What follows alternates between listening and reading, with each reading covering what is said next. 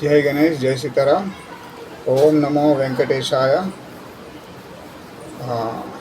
అదే ఇప్పుడు వస్తున్న దీన్ని బట్టి తిరుమల తిరుపతి దేవస్థానంలో ఎంతటి ఘోరం జరిగింది.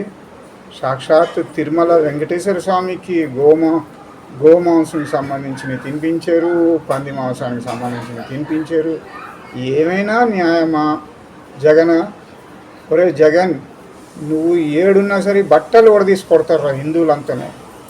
నీ పని అయిపోయింది, నీ చరిత్ర కంప్లీట్ క్లోజ్.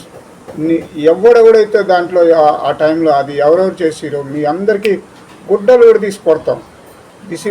నేను బజరంగ్ సేన ఆంధ్రప్రదేశ్ అధ్యక్షుడిని, నేను గోపాల్ మాట్లాడుతున్నా. మీ అందరి బట్టలు తీసి కొడతాం. ఇంకా వేరే ఛాన్సే ఇయ్యం మేము. ఎందుకంటే అపచారం, ఎంతో కాలం నుంచి నడుస్తున్న ఆచారాన్ని మీరు బుగ్గిపాలు చేస్తారా ఎదవల్లారా? మీకేమైనా కనీసం ఏమైనా ఉందిరా?